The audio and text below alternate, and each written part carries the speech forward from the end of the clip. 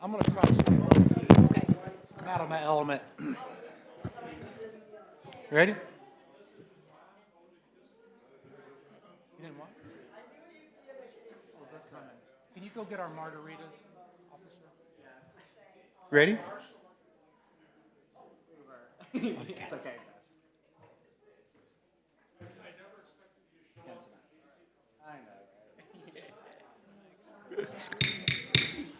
If you would, please rise for the Pledge of Allegiance. Pledge allegiance to the flag of the United States of America, and to the republic for which it stands, one nation, under God, indivisible, with liberty and justice for all. Chief Martin's going to lead us in prayer. Good evening. Please join me in prayer. Our most gracious Heavenly Father, thank you for another beautiful day in the Ozarks. Almost unseasonably appreciative today for some great weather following the snowstorm. Father, I invite you in these chambers tonight that as business is done, that we follow the guidance, the direction, the mission, and that everything we do tonight be honoring and glorifying for you. Father, we are thankful for so much for the folks that support our city, that live, work, and play here.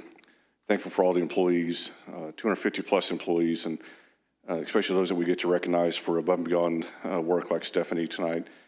Thankful for her work here. Father, again, we love you, we praise you, and thank you. In Jesus' name, amen. Amen. Thank you, Chief. All right, you'll notice Mayor Milton is not with us tonight, so I will be, as acting president, presiding over the meeting, and will also maintain my representation for Ward 1, and we'll be voting on tonight's matters. Madam Clerk, would you please call the roll? LeBlanc, Present. Rodriguez, Howden, Here. Milton. Here. Let the record show that Mayor Milton is attending virtually. Cooper, Here. Denham. Here. Fenton. Here. Your Honor, you have a quorum. All right, Employee of the Month. Time for some awards and recognitions. Director Powell is going to be recognizing Stephanie Crawford as the Employee of the Month for February 2024. Hello, Kendall. Hello, good evening.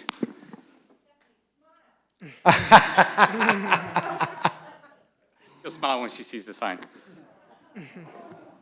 So on behalf of the mayor, the Board of Aldermen, city administrator, and city staff, I am honored to announce Utilities Administrative Services Manager Stephanie Crawford as the City of Branson February 2024 Service and Excellent Employee of the Month. This award recognizes employees who have gone above and beyond and whose performance exemplifies the City of Branson values. Stephanie was nominated for her leadership efforts on the Tri-Lakes Biosolids Joint Municipal Utility Commission, which helps the City of Branson and the entire Tri-Lakes community. This commission takes liquid waste and turns it into a solid fertilizer. Stephanie has taken on the management responsibilities for this commission above and beyond her normal job responsibilities, including maintaining records and financials, managing the budget, project documentation, and vendor communication. Recently, after a vendor found a critical error in their billing that led to the biosolids utility billing 10 times what have been projected and budgeted, Stephanie worked diligently for several months on a solution. Her persistence and determination allowed the JMUC to save a significant amount of money on a vital expense, nearly $200,000 a year that she saved us. Wow. Stephanie views her biosolids responsibilities as an evolving opportunity to not only help Branson, but to help the Tri-Lakes community. So please join me in congratulating Stephanie. Thank you.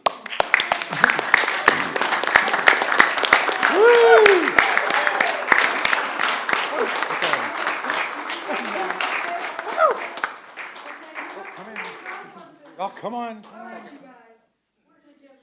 Wait, let's get the group in here. Oh, I'm sorry. I'm sorry about that.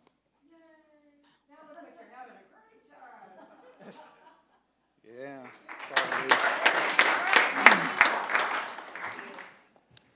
Congratulations, Stephanie, and thank you for your hard work. Mayor Milton has declared February 12th through the 18th as Ronald McDonald House Week in Branson, Missouri. Alderman Howden will now present the proclamation. Oh. Is this Kim? Kim Booth?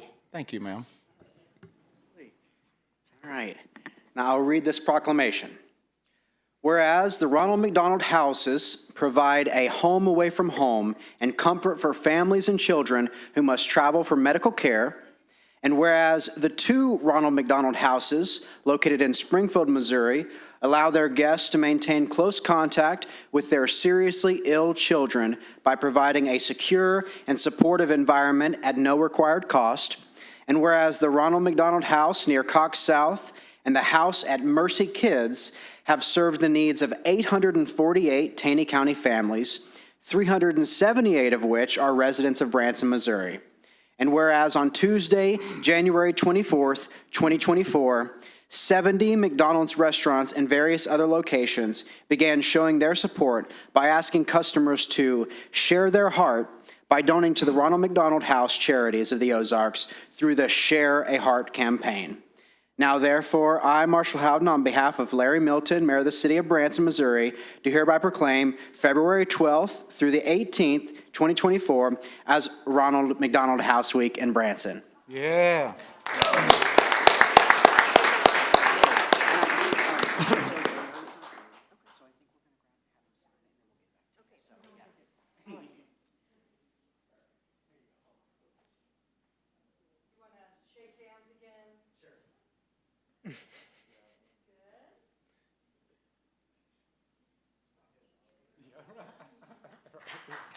Thank you, Kim.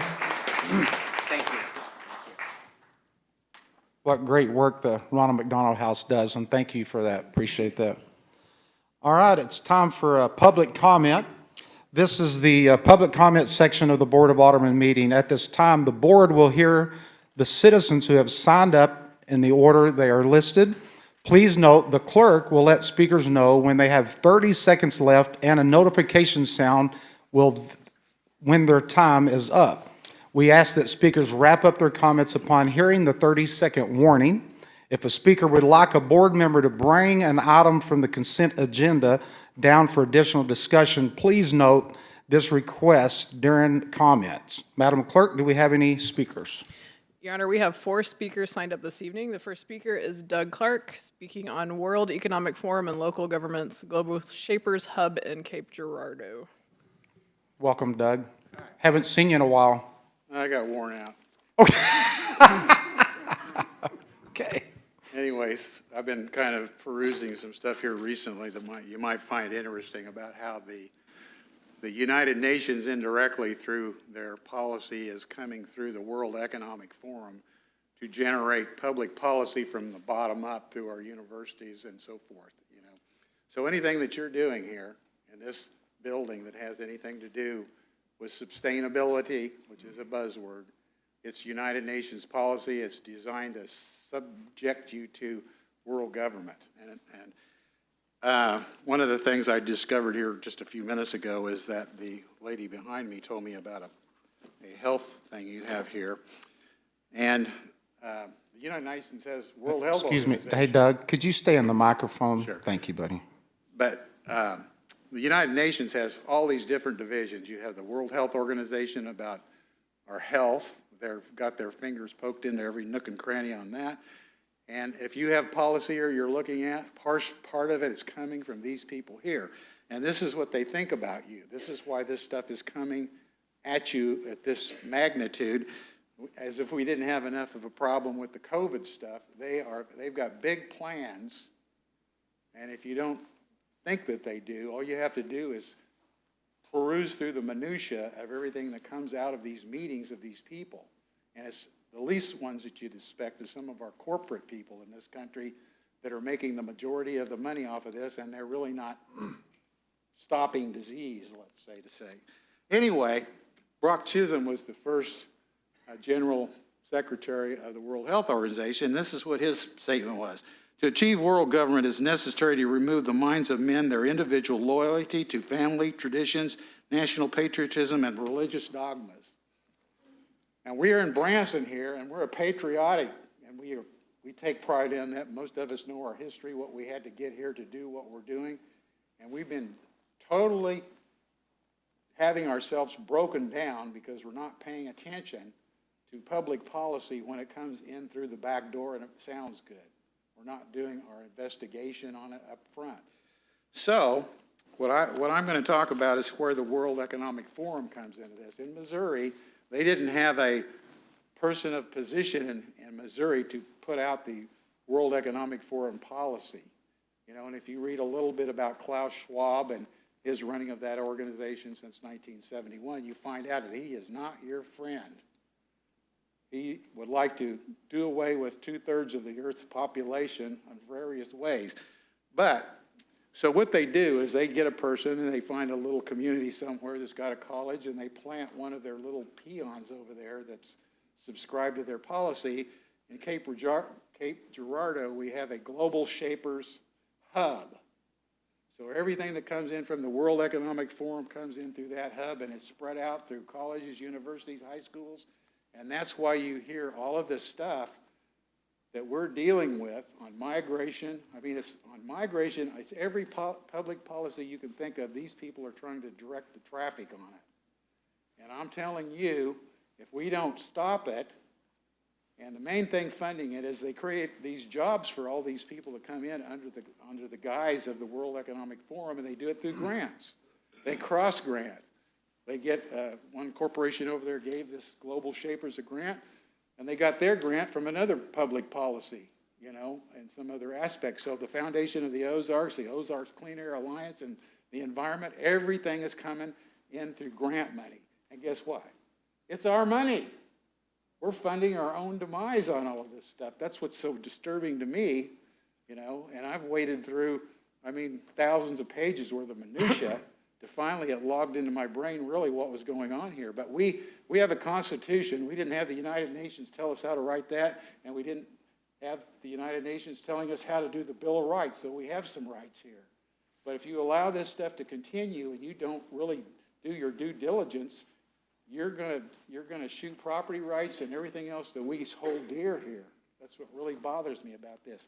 But every university— 30 seconds. Every university in Missouri has a Global Shaper organization funded by us that are soliciting students and brainwashing them into this idea that our country can't think on our own. We have to depend on a foreign entity giving them the public policy. And if you don't think there's any of these people around, you better take a look and look up global leaders in Missouri on university and colleges and see what you find, because they are everywhere. Thanks, Doug. Okay. Madam Clerk, next speaker. Our next speaker is Deanna Slatton, speaking on city business.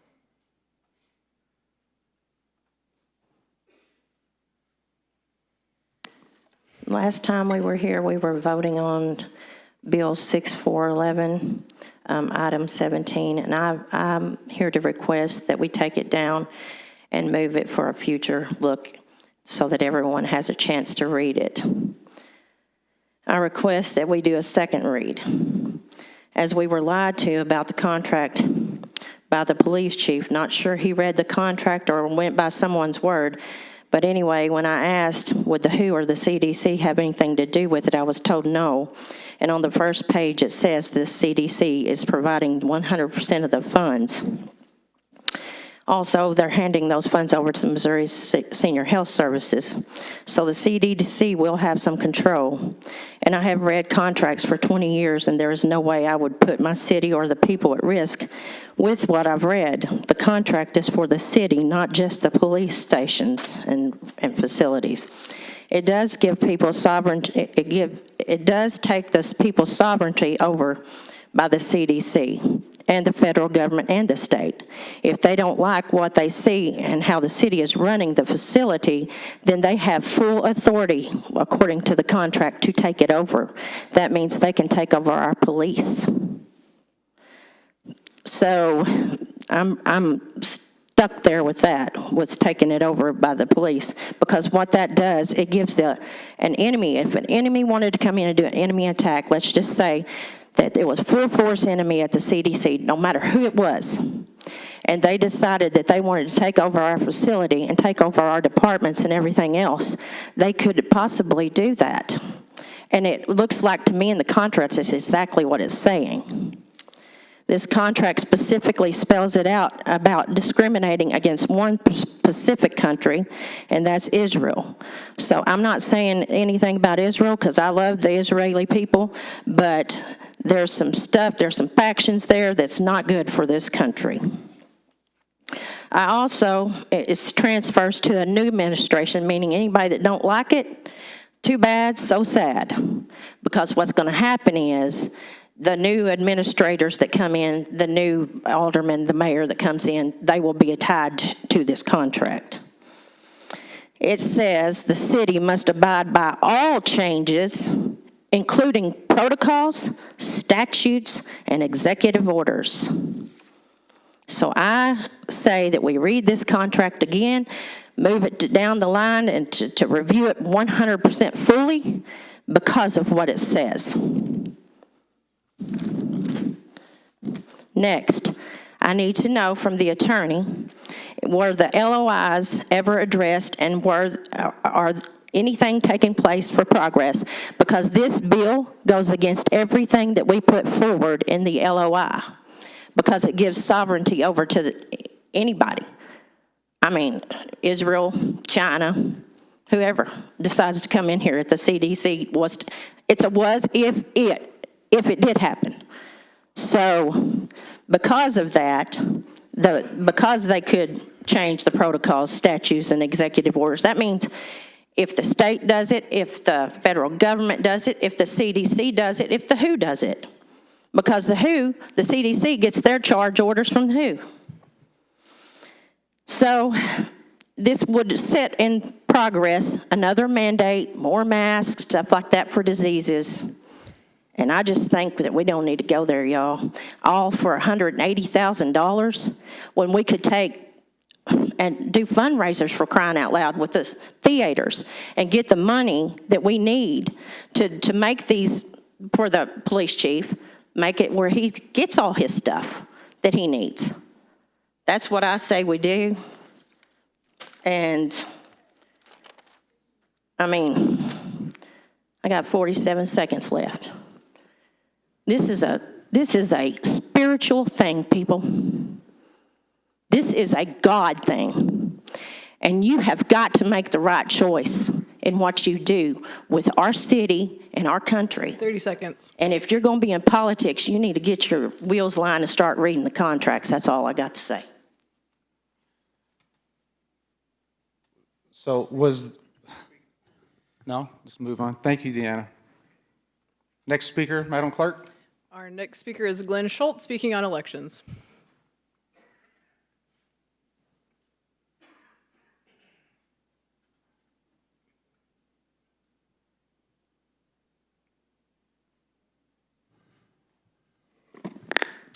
Mayor Pro Tem, Board of Aldermen, Administrator Stepp, thank you. Just wanted to call out some dates. It's obvious as you look around the city, election signs are popping up all over the place, so elections are upon us. And I was speaking with our Taney County officials about some key dates, and I thought I would just pass those along to the citizens that are not aware of them. The first one is that beginning the 20th of February, you can vote in person at the Taney County office, Taney County Clerk's office, for our local elections if you have one of the qualifying excuses for why you cannot vote during the normal election time. On the 19th of March is the date where you can appear at the county clerk's office and vote early without any excuse having to be given. So if you're not going to be here available for the election, anytime from the 19th of March on up till the 1st of April, you're able to vote at the county clerk's office. And then the last thing is, we often hear about absentee ballots. I would point out that you are required, if you're going to send in the form that's available on the county clerk's office to receive an absentee ballot at your mailing address, that you must have that request in by the 20th of March. in order to receive the ballot in time to be counted in the electoral process. Thank you. Thank you, Mr. Schultz. Madam Clerk? Our final speaker is Gary Groman, speaking on Study Session Plus.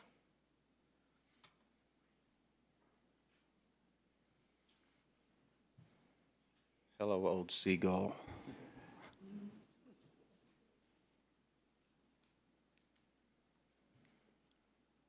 I would have spoke at the study session, but I was not given the opportunity to do so. Wasn't on my paper, Gary. Yeah. Sorry. You and I have the same problem, Clay, when I'm up there with the planning just following commission. I have directions. the same problem. We're glad to see you now, though. The issues that were discussed during that study session, I personally believe are critical. And I base that on my limited experience as your planning commission commissioner and working with the planning department over the last year.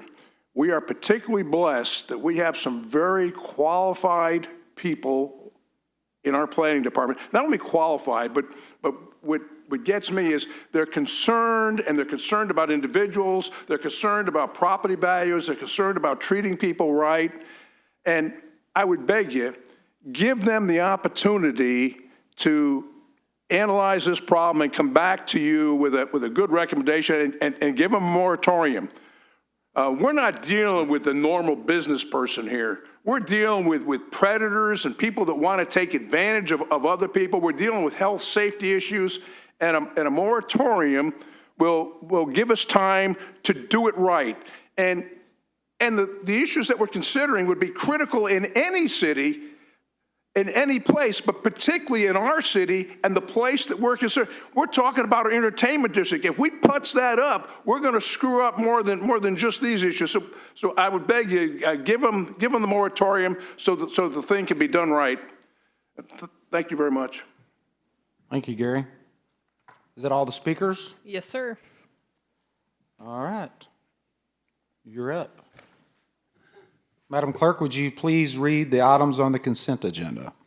Your Honor, the items on the consent agenda are as follows. Approval of the Board of Aldermen minutes for January 23rd, 2024 regular meeting, January 29th, 2024 special meeting, and January 30th, 2024 special meeting. And final reading of Bill Number 6412, an ordinance amending Section 1-20 of the Branson Municipal Code pertaining to records. Your Honor, that concludes the reading of the consent agenda. Do I have a motion approving all the items on the consent agenda? Second. We have a motion and a second. Madam Clerk, will you now provide a roll call vote on the consent agenda? LeBlanc, Yes. Rodriguez, Howden, Yes. Cooper, Yes. Denham, Yes. Fenton. Yes. The result of the vote is 5-0, motion carries. Your Honor, the next item is a resolution approving the contract with En Route Enterprises LLC for the purchase and installation of repeaters and accessories in patrol cars and actions related thereto. Do I have a motion adopting this resolution? Second. All right, we have a motion and a second, and we'll now have a staff report from Chief Schmidt. Mayor Pro Tem and members of the board, appreciate your time. This is going to look very familiar to you because this is the second time you've seen it. We came to you last year, and I even told you then how concerned we were with the speed of trying to get it in place because of the backlog of building the items, and sure as heck it took longer than we hoped. So unfortunately the contract expired, so they did receive them. They've been installing this week, and so we need to get this contract through so that we can pay them for those items. And we recommend approval of this contract. All right, anyone in the audience wishing to speak regarding this matter? Nope, all right. Any aldermen? All right, please vote. All those in favor and say aye. Aye. Aye. All opposed, same sign. Motion carries. Thank you, Chief.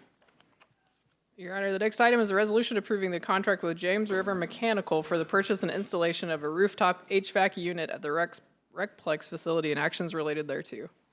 Do I have a motion adopting this resolution? Second.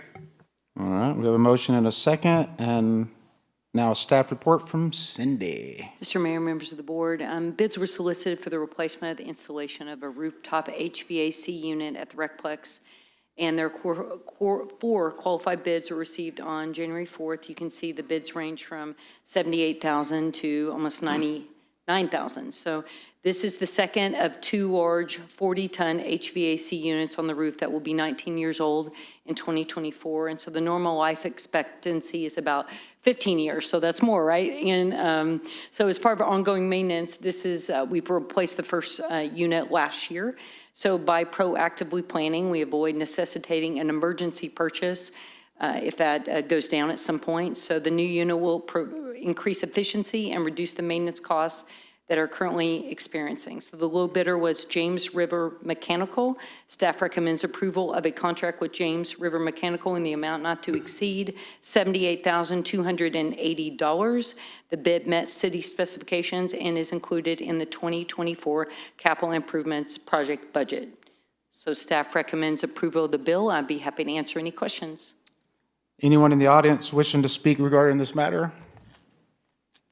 Marshall does. Alderman?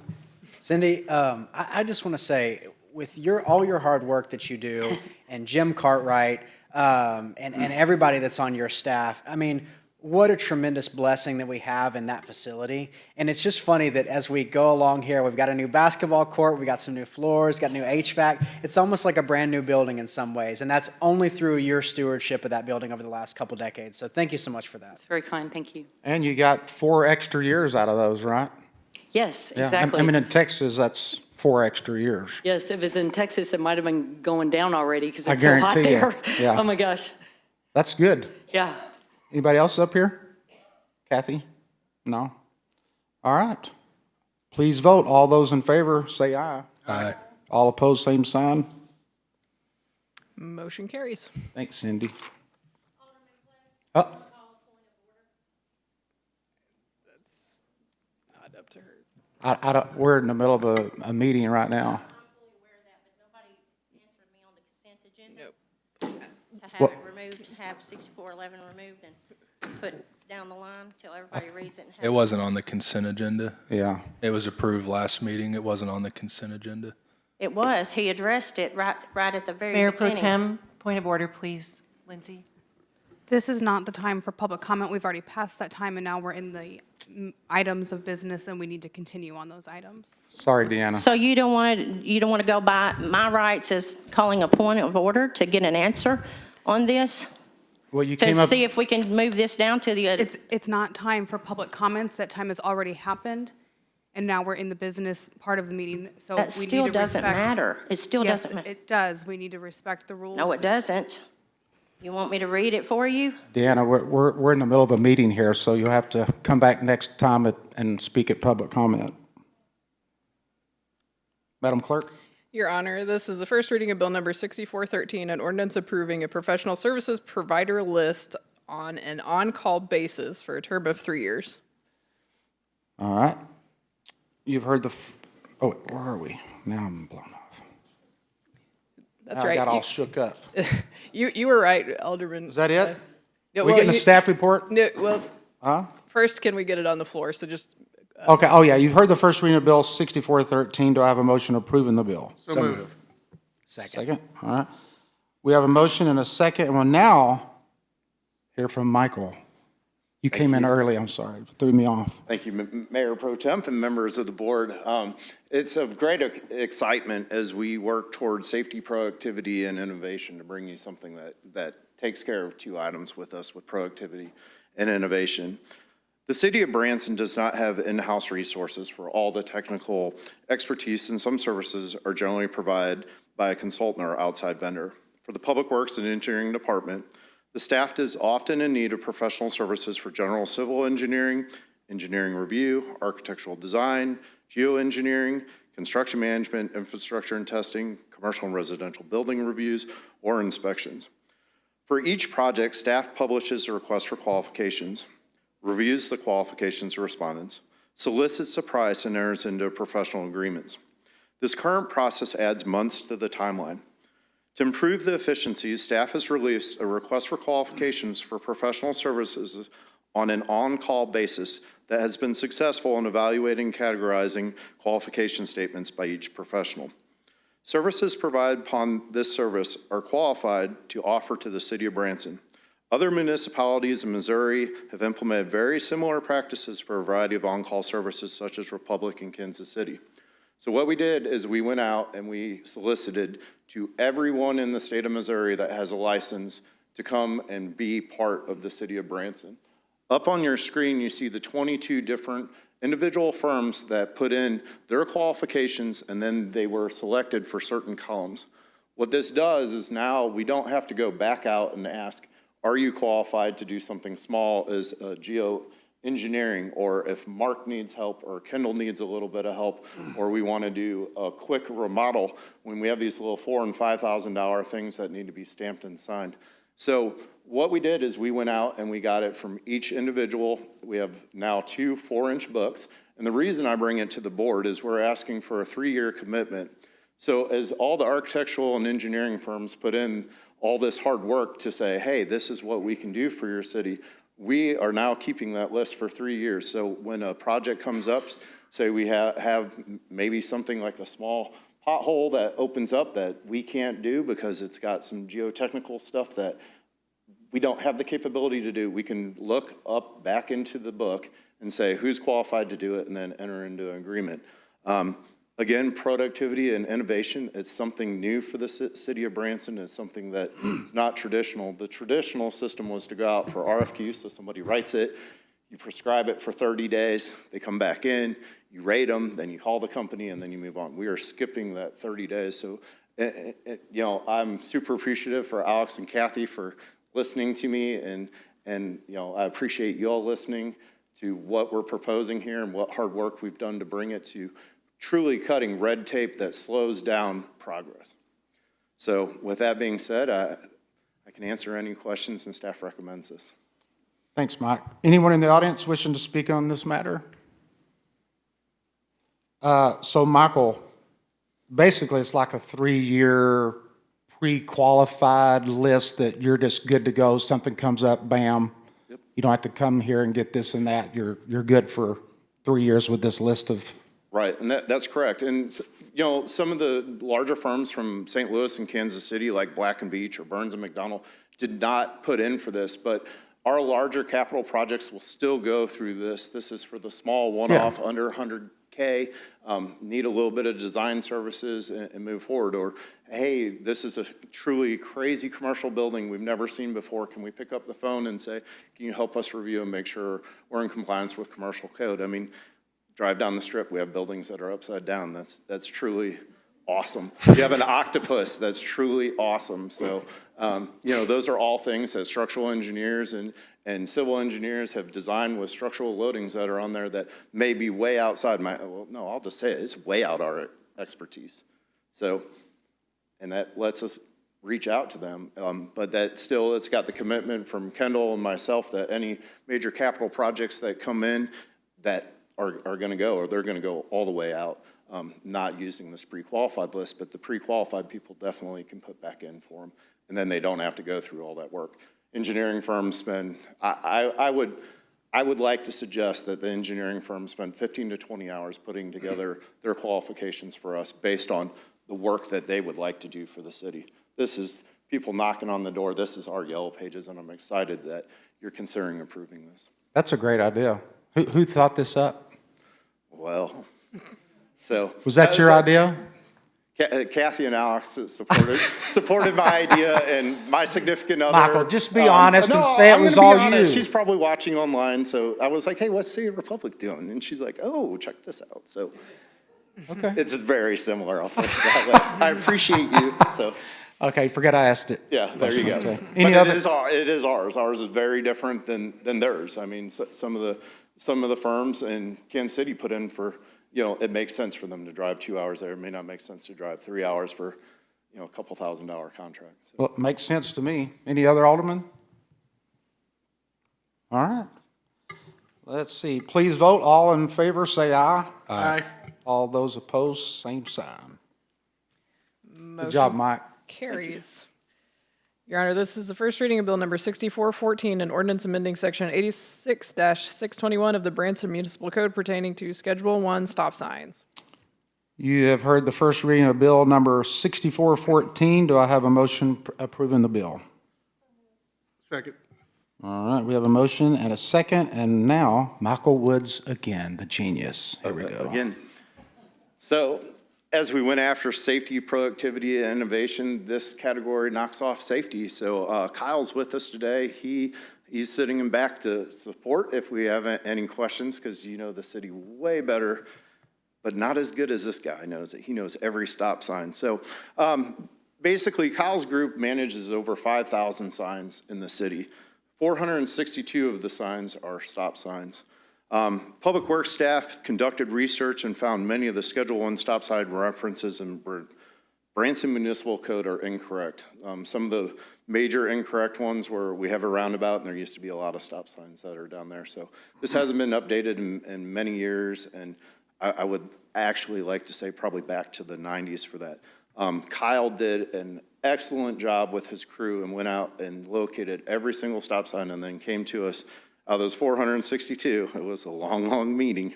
We went item by item by item by item, and what you're seeing is the ones that are deleted, the ones that got added that weren't done correctly, and so now sign code matches. That helps police services, it helps us make sure that the Board of Aldermen is the approval for stop signs, make sure that we're in compliance, and shout out to Hillary's crew for writing it all together for us. We greatly appreciate that. So with that, we ask for support to change the stop signs, and Kyle's here and deserves a round of applause for the hard work that is, and he's here to answer any questions. Kyle, does anybody in the audience have anything they want to say to this?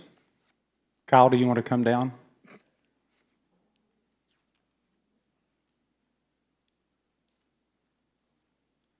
How's it going, everybody? What's up, buddy? Anybody have any questions for me that I can answer about the stop signs we have in town? You went to 462 stop signs? Yeah, so over the past 4 years of working here, me and our team, we've gone to pretty much every stop sign, every guide sign, which is like a street sign. Every sign that we have, I've touched and put it in our computer that we have to keep track of the retro reflectivity and stuff like that. So, yeah, we just decided, hey, we've seen all these stop signs. I know that the ordinance is not up to date, so let's fix that. And so that's what we did at the sign shop. So are you saying, Michael, that some of the signs were there that we didn't necessarily know about, and some wasn't there that should have been, or? Yeah, so for example, right behind the Hollywood Wax Museum, you know where Judy Street and Cheryl Street is? I cut through there every day. Yeah, so on the corner, there used to be a stop sign over there, but now the Hollywood Wax Museum put that little gate up. Yep. So there's not a stop sign anymore. Is that legal? I don't know. Because that kind of made me angry when they put that gate up. But anyhow, go ahead. Yeah. But yeah, so stuff like that around the city, we updated, and we were like, hey, there's no stop sign here. Let's update this code book. Or there is a stop sign here now, or the wording was just not right. Yeah, I got you. Yeah. Good job, man. Kyle, sorry about the Niners, buddy. Yeah, I'm pretty bummed. Oh, you had to break. You're naughty. Why would you bring that up, man? How could you do that to me, Marshall? The stop sign at Nyhart and Truman, that reflective, that's in code, right? So it's very visible, stop sign there? I think a lot of people run that stop sign. Which one is that? Oh, he's talking about me. Nyhart and Truman. Oh, yeah. I touched that sign myself. Yeah, I know there's some people in the neighborhood that like to speed through that stop sign there. Your dad was one of them. Anyhow, let's move on. Good work, buddy. Thank you. All right. All right, please vote. All those in favor, say aye. Aye. All opposed, same sign. All right. Thank you very much. Motion carries. Your Honor, this is the first reading of Bill number 6415, an ordinance of the City of Branson, Missouri, authorizing the city to participate in the Missouri Firefighters Critical Illness Trust and Pool, and further authorizing the mayor to execute such documents as may be necessary for the city's participation therein. You've heard the first reading of Bill number 6415. Do I have a motion approving the bill? So moved. Second. We have a motion and a second, and we'll now have a staff report from Chief Martin. Mayor Pro Tem and Board, the critical illness pool is new to the state of Missouri this year. for the firefighters and plus retirees. We'd like to enter our firefighters into that system, as obviously cancer is a health and risk issue for firefighters across the nation. This contract is up to $25,000, and we recommend approval, and would actually like to do a second read tonight for timing, as this started January 1. We'd like to get our guys enrolled. All right. Anyone in the audience wishing to speak regarding this matter? Hearing none. Any aldermen? All right, let's vote. All in favor, aye, say aye. Aye. All those opposed, same sign. Motion carries. Your Honor, I move to read Bill number 6415 for its final reading due to timing. All right. Do I have a second? Second.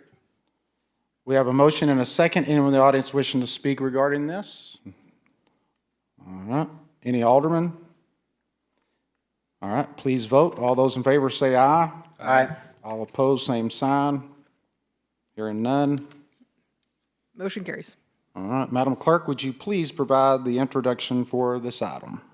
Your Honor, this is a final reading of Bill number 6415, an ordinance of the City of Branson, Missouri, authorizing the city to participate in the Missouri Firefighters Critical Illness Trust and Pool, and further authorizing the mayor to execute such documents as may be necessary for the participation therein. All right, you've heard the final reading of Bill 6415. Do I have a motion approving the bill? So moved. Second. Anyone in the audience? Nope. Any aldermen? Madam Clerk, will you now provide a roll call vote? LeBlanc? Yes. Rodriguez? Howden? Yes. Cooper? Yes. Denham? Yes. Fenton? Yes. The result of the vote is 5-0. Motion carries. There you go. Thank you, Chief. Sorry. Oh, no, go ahead. Nope, I was just moving on. Move it on. The next item is a resolution approving the contract with Sentinel Emergency Solutions for a breathing air compressor cascade system and SCABA fill station, and authorizing the mayor to execute the contract. Do I have a motion adopting this resolution? So move. Second.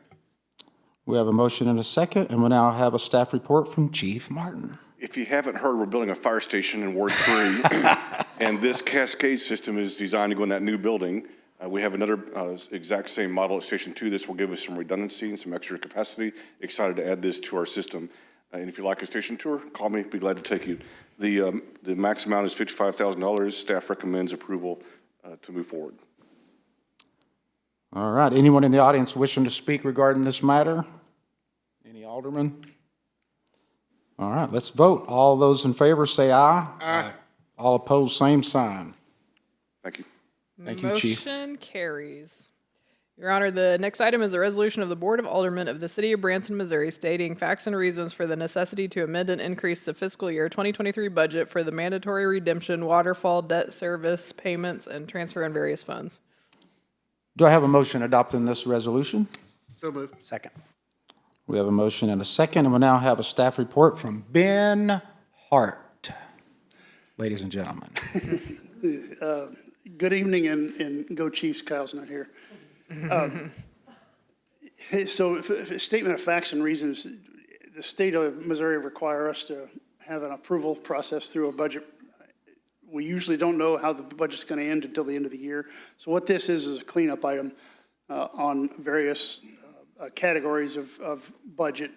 I'm not going to go through each one of these, but I did provide what's up on the wall right now just to kind of give you more bite-sized chunks, if you will. I will point out a couple items. The rows 1 through 4 is really aligning the general fund with what the 2024 budget is. So it also covers expenses in that fund. The next block down 5 through 10 is actually a really good budget amendment. People are using the convention center so much that we've got a $2.5 million increase in expenses we're asking for. In fact, I couldn't get a hotel room last night because it was full, which is fantastic. The next one down is just a number of capital. We're moving funds right in the right places so we can actually get it spent with projects that are already been approved. And these are the fire department's got some capital, parks obviously got a few large capital projects that are coming through. So that's really getting those funds in order. You want to scroll down. The next one, the next block, 17 through 23, we bring back to you every year economic development revenue that comes in, we won't know how much debt is paid until we get the revenues that come through. So we typically don't put a budget together until we actually know what those numbers are. So that's what this is doing. The first one is actually paying down or making the annual payment on the Branson Meadows bond issue, and the next one down to $3.6 million is actually making the bond payment on a handful of bonds. These are all actually in amortization schedules. We're not behind on any of them. In fact, there are a few of them that we're a little bit ahead on them. And just as a reminder, within this next budget issue, we're going to be coming back to you with kind of a picture of what this actually looks like. And I say this, the TIFs look like and how they're funding, because 2026, 2027, some of those start dropping off. And we'll have some decision or policy discussion on 5-year forecast when we look at those. Those aren't easy tasks. There's a lot of buckets moving in that, so I want to make it as transparent as possible. But this is just this is again a normal amendment. And then the rest of them are just cleanup amendments. I say cleanup, the almost $1 million there is for the 22 fire engine that was actually delivered in 23, so that actually covers the expense there. Mayor Pro Tem, any questions with that? I'll be happy to answer. Any questions from the audience regarding this matter? Any aldermen? Cody, you look like your wheels are turning. Did you have something? No? How about the mayor? Let's see if the mayor is still awake. Mayor, you have anything to say? Just wanted to appreciate Ben for all that he does. Ditto that. Nobody then? All right. Thank you, Ben. Appreciate everything that you and the department does. You betcha. All right. Are we ready to take a vote? Let's vote. All in favor say aye. Aye. All opposed, same sign. Hearing none. Motion carries. Your Honor, this is the first reading of Bill Number 6416, an ordinance amending the adopted 2023 budget for the City of Branson to adjust monies for the mandatory redemption waterfall debt service payments, transfers, and other expenses in various funds. You've heard the first reading of Bill Number 6416. Do I have a motion approving the bill? So moved. Second. We have a motion and a second, and we'll now have another staff report from Ben. This one's related to the first one, so really no additional comments. Well, that was quick. Good job. Anybody in the audience? No. Any aldermen? All right, let's vote. All in favor say aye. Aye. Aye. All opposed, same sign. Hearing none. Motion carries. I believe Ben was wanting a double read on this one. Your Honor, I move to read Bill Number 6416 for its final reading due to Ben's timing. Ben's timing?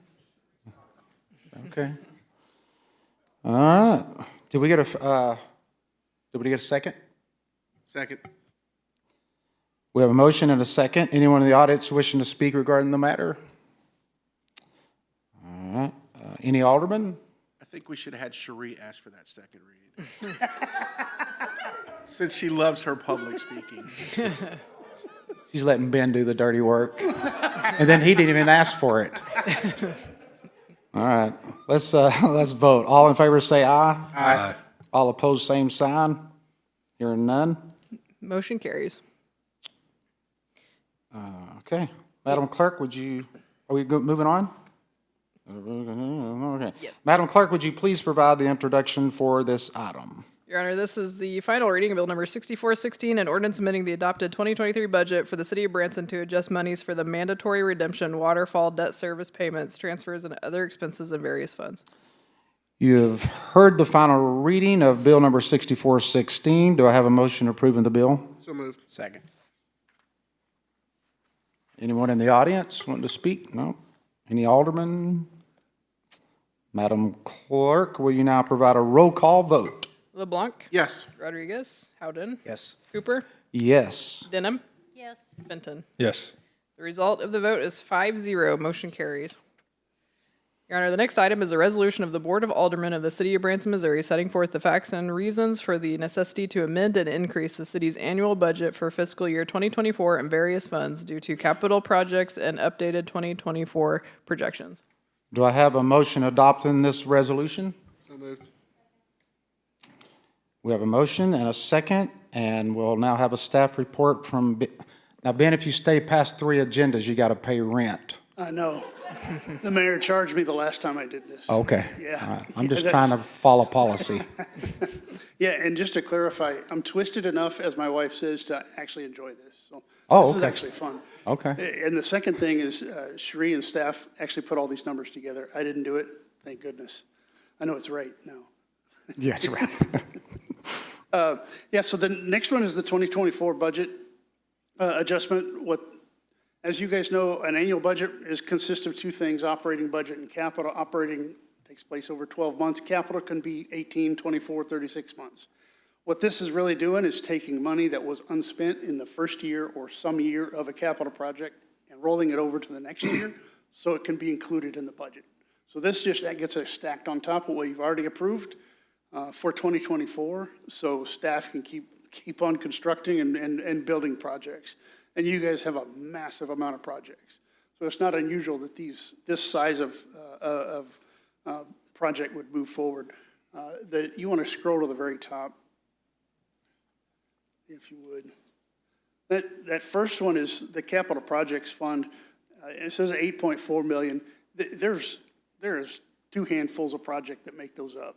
So that's a big number, but it's spread out over a large amount of projects. And each one of these have got certain types of expenses that take place, but all of them you've seen before. All of them are just simple rollovers for 2024. I'd be happy to answer any questions you might have. That's impressive, right? Yeah, and this is actually. I mean, isn't that a lot of rollover? This is Michael and Kendall's fault. Shame on y'all. If they could, if they could build a road in 1 year instead of taking 2 years, it'd be great. Huh, whatever. I mean, that's impressive, right? Am I wrong? That's a lot of, huh? Yeah. Yeah. Good job. Okay. Anyone in the audience wishing to speak regarding this matter? Any aldermen? All right, let's vote. All in favor, say aye. Aye. All opposed, same sign. Motion carries. Your Honor, this is the first reading of Bill Number 6417, an ordinance amending the adopted 2024 budget for the City of Branson to increase the city's annual budget for fiscal year 2024 in various funds due to capital projects and updated 2024 projections. You've heard the first reading of Bill Number 6417. Do I have a motion approving the bill? Second. We have a motion and a second, and we'll now have a staff report from you-know-who. Oh, no. Okay. Good. No, I'm just doing one on my auditor. Okay. No, this is the second read. Oh, the second read? Hmm? I'm sorry. What? This is the ordinance for the 2024 budget, right? That's correct. Okay.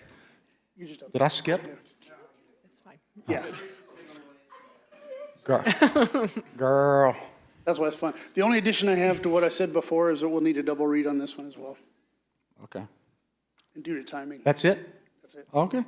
Anyone in the audience wishing to speak regarding the matter? No. Any aldermen? Please vote. All in favor say aye. Aye. All opposed, same sign.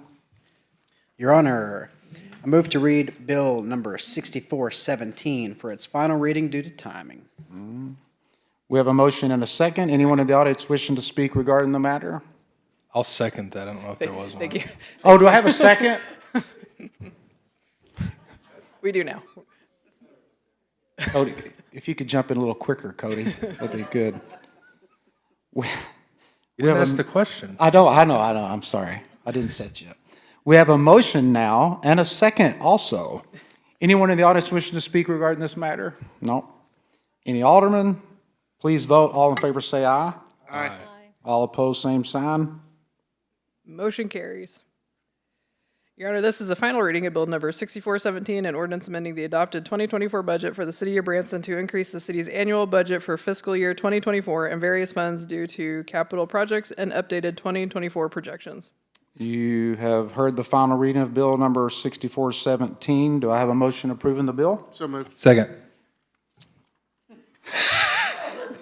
Oh, he's a smarty pants, ain't he? Anyone in the audience wishing to speak regarding this matter? Any aldermen? Madam Clerk, will you now provide a roll call vote? LeBlanc? Yes. Rodriguez? Howden? Yes. Cooper? Yes. Denham? Yes. Fenton? Yes. The result of the vote is 5-0, motion carries. Your Honor, the next item is a resolution approving the contract with Hood and Associates CPAs PC for auditing services and authorizing the mayor to execute the contract. Hello, board. Oh, now don't get in front of me now. Do I have a motion adopting this resolution? So moved. Second. All right. Sheree, you got the floor. We have we have a motion and a second, and we'll now hear a staff report from Cherie. Thank you, Clay. Welcome. Okay.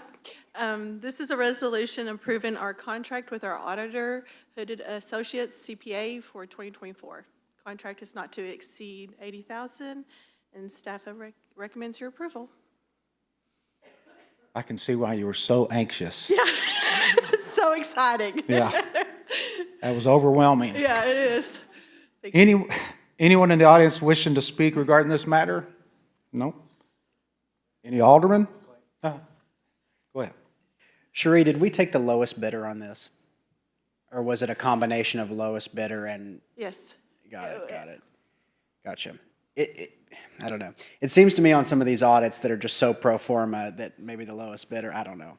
This seems to me that, yeah, but I think. Wait, what was the answer when you asked her? What did you say? He was the lowest bidder, but I think he's really good. He's he's real thorough. What are you and saying? stuff. Sometimes maybe getting the cheapest is not. No, I think on this, usually, but on this, just being such a kind of a pro forma thing, I have such trust in our finance department that maybe we could just look for the lowest on these, you know.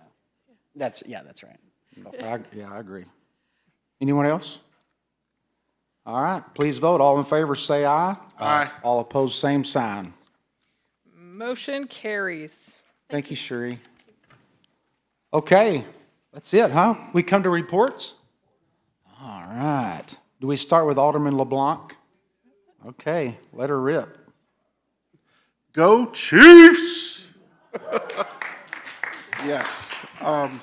Okay, so I gotta tell you a really quick story. I have my little 9-year-old grandson in my house. I swear to God, I thought the kid was gonna have a heart attack. Like, he's watching this game more intently than I am, of course, but and I got more on the line, really. But it was just What so does that funny. mean? Tell us. We have more on the but it was just so funny because it was, I don't know, I guess you find such bliss in children, you know, and just to see how excited he was to root for their team, and I don't know, it was great. But, you know, beyond that, I got to tell you, like, on Friday when Kurt and everybody went out and handed out hats, like, the amount of, like, community love, holy smokes, like, parents were just so elated. Their kids came home with, like, gigantic smiles on their faces. I saw kids walking around town and I took the same 9-year-old, he conned me into taking him to a pizza place for, you know, for dinner, and all the kids that were in there had their ball caps on, and I was like, holy smokes, like, that was just really cool just to see that pride that all these children had. And I don't know, it's just super exciting. The weekend was great, and you know, I just love the collaboration that the city's having. I got to tell you, you know, with the snow and city staff and getting that ordeal just taken care of, like lickety-split. I know Michael was out very early. I seen your live driving up and down the strip, but you know, really the synergy that's happening within all of city staff and the community, and even businesses.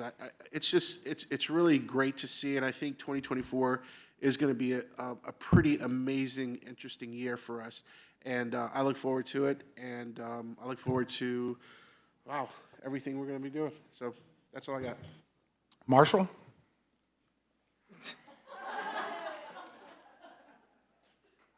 Alrighty. So I just want to say, and not to rehash the issue, but I think it was a fantastic decision what we did, becoming the official vacation destination of the Kansas City Chiefs.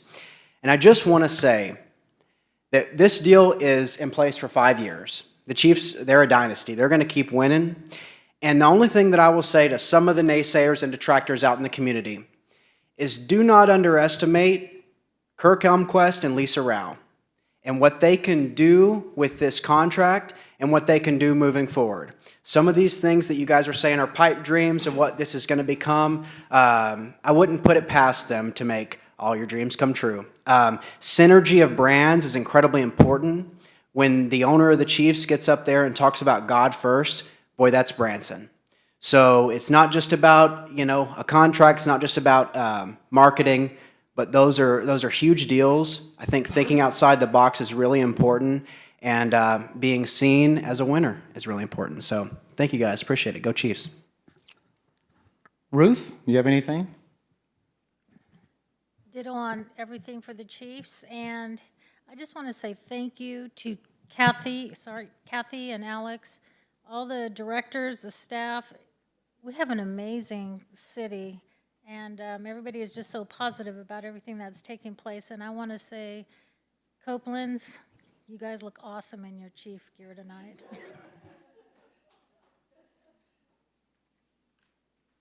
Oh, Cody, you want to say something? Is it my turn? Sure. Go Chiefs. It's an awesome game. Very, very exciting. Not to be Debbie Downer, but had several people, I think some of us have, had several people reach out the last couple weeks about the homeless population downtown. Had a text message about it today. The depot for the trolley stop, you couldn't even walk into it. The bathrooms, you can't walk into them a lot of times. I know this isn't a new issue. I know that there's no easy solution to it, but I have received a great number of calls and inquiries about it in the last few weeks, and so told those folks that I'd share their concerns and see what we could do to look into it. But it seems like downtown in particular is really being hit right now. And as we come into, spring and things kind of ramping back up, I just think we need to be mindful of what our visitors are going to see when they come to town. So that's what I got.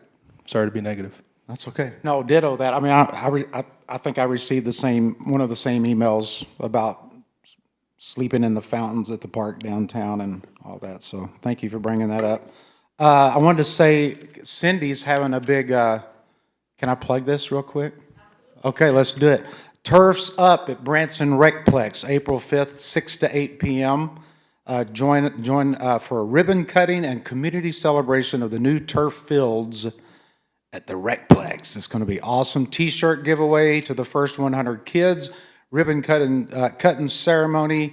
KRZK 106.3 will be there, which you can listen to the Clay Cooper Experience every Saturday morning there. First pitches, baseball and softball, just a little, T-ball with Fred Bird. Don't know who that is, but Fred Bird's there. Is that the Cardinal Bird? Okay, I'm a Rangers fan, so. Live batting practice, kickball, police versus fireman game. That's going to be, did you know that, Chief? You're playing soft, okay. Okay, go.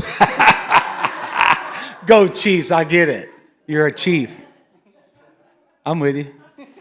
All right. Radar speed test, concessions, specials, and free popcorn, huh? Oh, yeah. Okay. For y'all online, the Chiefs getting funny out there. Anyhow, April 5th, 6 to 8, go to the Recplex. It's going to be beautiful, all the new turf, and Cindy and her crew does a great job. And also, I just wanted to say, y'all had a big party a week ago tonight. Was it last Tuesday? The big Chiefs doodah. I didn't get to make it. I was in Dallas, Texas, along with a lot of business. Fritz's Adventures were there, Sight and Sound. Several different hotels in Branson were there. We had several different shows represented, and me and my band and a couple of the singers went down with the Chamber of Commerce downtown Dallas and did a show last Tuesday night for about 100 tour operators and bank groups and church leaders. We wined and dined. Well, we didn't have any wine. Some of them did.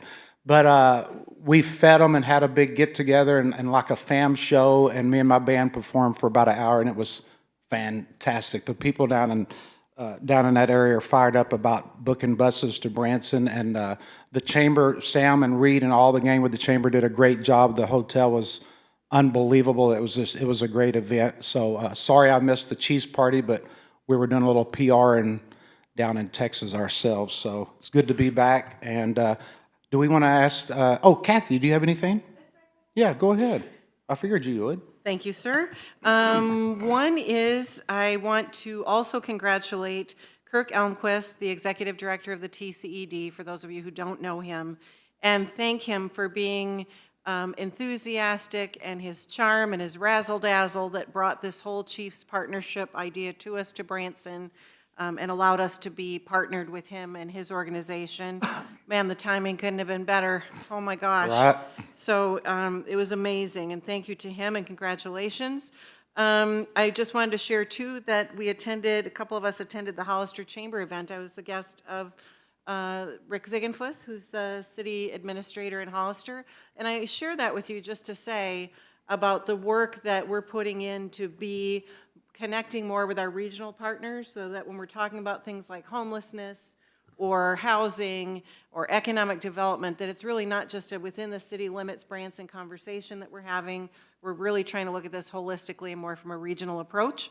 And then the last thing is I want to remind you, if you all haven't seen the email from me that I sent out Monday, it was an update with more particulars and specifics on all, not all, but just a smattering of the many things that we're working on here at City Hall.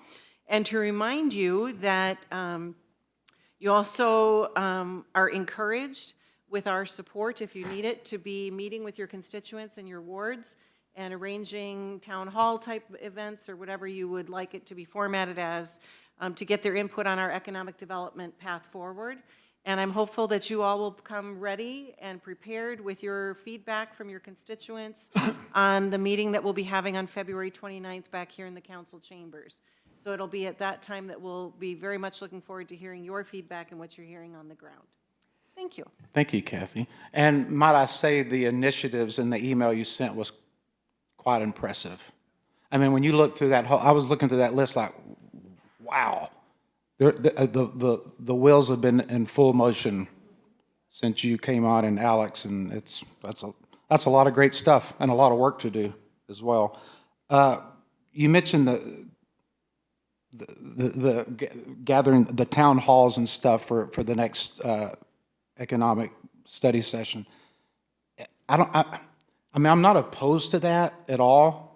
It's just in the past, it's been a very disappointing turnout for, how do we get people to, is there a better way to, again, I'll do a town hall 3 nights a week, but I just know we've done them in the past and it's just been like 8 people, 12 people, 10 people. Have we thought about another way we could really gather people to, you know what I'm saying? Yeah, what if we did it virtually, Clay? What if all of us, like me and you as Ward 1, held a Zoom meeting? Anybody wants to jump on it or something like that? Now, I think you could get a lot bigger turnout like that. That's not a bad idea.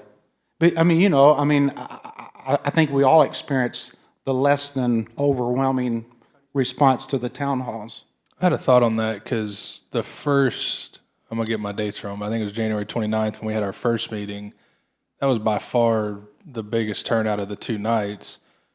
So, and that, I mean, that's basically 2 weeks from tonight, or 2 weeks and 2 days, I guess, that next meeting. To me, it would make sense if we use, since it's going to be a special meeting anyways, we're all going to be here, it's going to be posted, we're going to have all those requirements.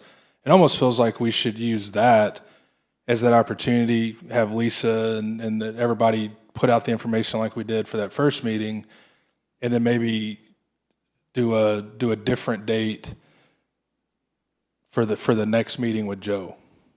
In other words, use the 29th of this month for that town hall type meeting and see if we can get people here. I mean, personally speaking, I'm going to be gone 5 of the nights in the next 12 days, 13 days. I don't know when I would be able to do it, unfortunately. So maybe that's just my problem, but that was my thought, is that's a quick turnaround for people in the next 2 weeks. So what if we use the 29th date for something like that, get everybody here, and then thereafter have Joe come back and we can have that intended meeting where we share those ideas. Just a thought. I don't think that's about, So if I can weigh in on that, I'm not sure, and this will be up to you all, but I'm not sure that you'll really get different people to come because you've already had 2 opportunities for people to come to a group session here. And our thought was if you wanted to have more of an intimate conversation and be able to explain your perspectives in depth and to have more conversation with your constituents versus this type of a more structured, formal format. If you don't want to do that, or if you don't have the bandwidth to do it, if you need support from staff, we'll be here to support you. I love the Zoom meeting idea. I think that's a great idea for people that don't want to come to City Hall necessarily. A lot of people aren't comfortable speaking in public, where they'd be much more comfortable maybe sharing ideas with you one-on-one, more in a conversational atmosphere. And that was our thought. So not just to have another meeting for the sake of having another meeting, but to make sure that any interaction and face-to-face time we're having is meaningful and productive for you all. So that was our intent behind not doing another session in this room before we come back with Joe. But again, I will take well, I direction from mean, you all. I don't think that's a bad idea. I don't think Marshall's a bad idea. And I'm not, it ain't like I'm trying to get out of another night going somewhere and have a town hall. It's just they've not been. We've tried, We've had them, the pet thing. I mean, how many of the, we all had, we had a couple each, 6 to 8 of them. And it was just like, nobody showed, I mean, I went to 3 of them and there was under 15 people at all 3 of them. And that was way more controversial. Way more controversial. You would think would have brought out a lot more people. So, it surprised me, the lack of participation at some of those. So, yeah, I don't know. I mean, I've just struggled with how to do that in the next couple weeks in a productive way to where people get the message, they show up, participate. But again, I get what you're saying. A lot of people may have input and want to weigh in on this and have opinions until they're like, it's an hour before they have to get up and go to City Hall, and they're like, oh, I want to go, you know what I mean? So we feel that way, Clay. That sounded a lot like you when you called me before a meeting. I do not second that, Cody. But maybe, and so maybe this Zoom thing is, I mean, they can sit in their pajamas on the couch, get on a laptop and speak their mind. I mean, I don't know. Well, I do want to remind everybody too, that they can weigh in with our email, sending it into that special email address, and I don't know what it is off the top of my head. Public comment at bransonmo.gov. There you go, thank you. So people can send us their ideas via email, because again, a lot of people are very intimidated coming in here and talking at the podium. So whatever it is, and we can do a mix of all of the above, but I would just hesitate to say, let's have another public meeting, because I don't know you'll get any kind of turnout to have just a general commenting again like we had on the first 2 meetings.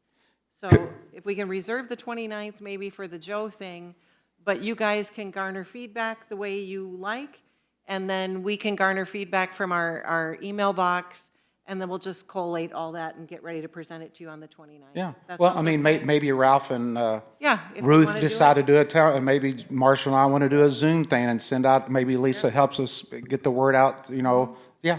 We'll help you with all of that. Sure. So you just let us know what you need. Maybe let's ask the mayor if he has any thoughts or closing comments on the report. Mayor?